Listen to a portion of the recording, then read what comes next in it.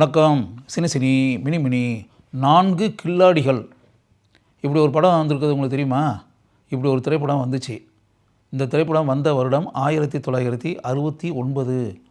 Modern theatres அப்படின்னு கேள்விப்பட்டீங்களா? Modern theatres திரைப்படம் அப்படின்னாலே அருமையான பொழுதுபோக்கு அம்சங்கள் கொண்ட திரைப்படமாக இருக்கும் அப்படின்றது எல்லாருக்குமே தெரியும். இந்த திரைப்படம் ஒரு மிகப்பெரிய வெற்றி படம். இந்த திரைப்படத்தை அருமையாக அந்த பட நிறுவனம் தயாரித்திருந்தது. இந்த படத்தை இயக்கியவர் எல் பாலுன்றவர் பேசிக்கலி அவர் ஒரு படத்தொகுப்பாளர், எடிட்டராக இருந்த எல் பாலு இந்த திரைப்படத்தை அருமையாக இயக்கியிருந்தார். இந்த படத்திற்கு திரைக்கதை வசனம் எழுதியவர் புகழ்பெற்ற எழுத்தாளராக இருந்த ஏஎல் நாராயணன். இந்த படத்திற்கு இசையமைத்தவர் மாடர்ன் தியேட்டர்ஸினுடைய பல திரைப்படங்களுக்கு இசையமைத்திருக்கக்கூடிய வேதா. இந்த படத்தினுடைய கதாநாயகன் மக்கள் கலைஞர் ஜெய்சங்கர். இதில் 4 கில்லாடிகள் அப்படின்ற அந்த பேர் இருக்கு இல்லையா? இந்த பேரை பார்க்கும்போதே உங்களுக்கு தெரியும், இது ஏதோ 4 கில்லாடிகள்னால் இப்போ 4 பேரை மையமாக வச்சு இந்த படத்தை எடுத்துப்பாங்க போல இருக்குது அப்படின்ற மாதிரி நீங்கள் நினைக்கிறீங்களே. அந்த 4 கில்லாடிகள் யார்? ஜெய்சங்கர் ஒரு கில்லாடி, இன்னொரு கில்லாடி ஆனந்தன், இன்னொரு கில்லாடி தேங்காய் சீனிவாசன், இன்னொரு கில்லாடி சுருளிராஜன். இந்த 4 பேரும் இந்த படத்தில் சிறை கைதிகளாக இருக்கக்கூடியவங்க தப்பிச்சு வெளியே வந்துடுறாங்க. வெளியே வந்த பிறகு இந்த 4 பேரும் படத்தில் தான் 4 கில்லாடிகள்னே பேர் வச்சிட்டாங்களே. அப்போ இவங்க என்னென்ன கில்லாடித்தனங்களை செய்கிறார்கள் அப்படின்னு.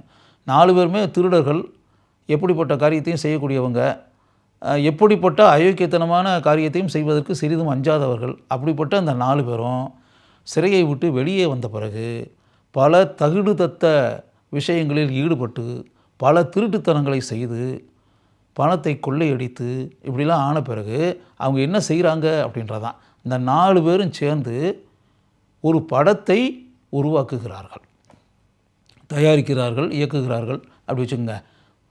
இந்த படத்தை இவங்க உருவாக்கி, அதாவது திருடி கிடைக்கக்கூடிய பணத்தில், முள்ள மாதிரித்தனம் பண்ணி கிடைக்கக்கூடிய பணத்தில் படம் எடுக்கிறாங்க. இந்த 4 கில்லாடிகளும் இணைந்து இந்த படம் ஃபுல் லென்த்து காமெடி மூவி. இந்த படம் திரைக்கு வந்த காலகட்டத்திலேயே 1969 இந்த படத்தை நான் பார்த்துட்டேன். மதுரையில் இருக்கக்கூடிய ஒரு திரையரங்கத்தில் பார்த்தேன்.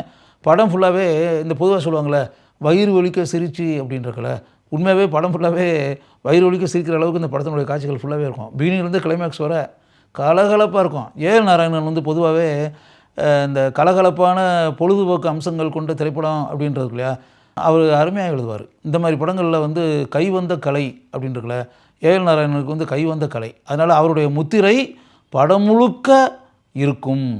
ஜெய்சங்கர், ஆனந்தன், சுருளிராஜன், தேங்காய் சீனிவாசன் இவங்க 4 பேருமே எக்ஸ்ட்ரானரியாக அந்த படத்தில் பண்ணியிருப்பாங்க. படத்தில் எல்லாமே இருக்கும். ஃபைட்டு இருக்க வேண்டிய இடத்துல ஃபைட் இருக்கும், காதல் காட்சிகள் இருக்க வேண்டிய இடத்துல காதல் காட்சி இருக்கும், காமெடி காட்சிகள் இருக்க வேண்டிய இடத்துல காமெடி காட்சிகள் இருக்கும்.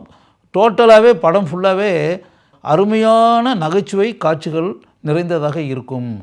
படம் திரைக்கு வந்த காலகட்டத்திலே மிகப்பெரிய அளவில் கிராமங்கள் வரை வெற்றி பெற்ற ஒரு திரைப்படம். இந்த படத்தில் ஜெய்சங்கருடைய காதலியாக நடித்திருந்தவர் பாரதி.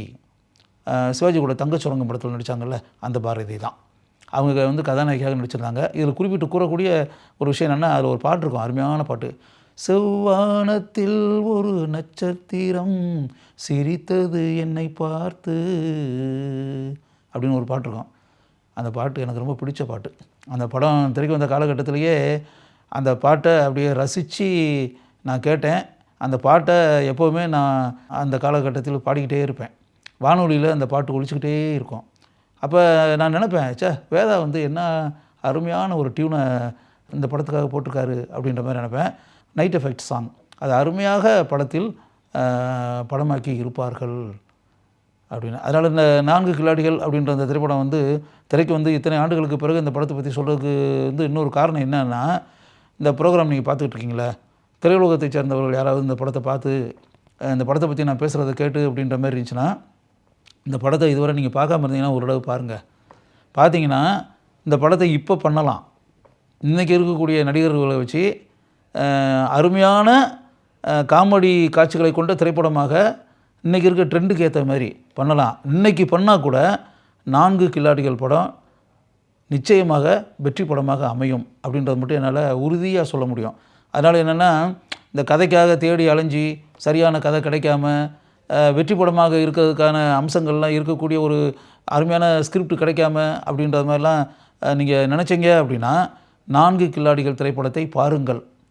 பார்த்து இன்றைக்கி இருக்கக்கூடிய ட்ரெண்டுக்கு ஏற்ற மாதிரி சில விஷயங்களை சேர்த்து பிக்சரைஸ் பண்ணுறதுலேருந்து எல்லாமே இன்றைக்கி இருக்கக்கூடிய ட்ரெண்டுக்கு ஏற்ற மாதிரி பிக்சரைஸ் பண்ணி இப்போ நடிச்சுக்கிட்டு இருக்கக்கூடிய நடிப்பு கலைஞர்களை வைத்து இன்றைக்கி இருக்கக்கூடிய தொழில்நுட்ப கலைஞர்களை வைத்து இந்த படத்தை தயாரித்தால் இயக்கினால் நிச்சயமாக 4 கில்லாடிகள் திரைப்படம் மீண்டும் மக்களுடைய வரவேற்பை பெரிய அளவில் பெற்று கட்டாயம் வெற்றி படமாக அமையும் அப்படின்றது மட்டும் என்னால் உறுதியாக கூற முடியும்.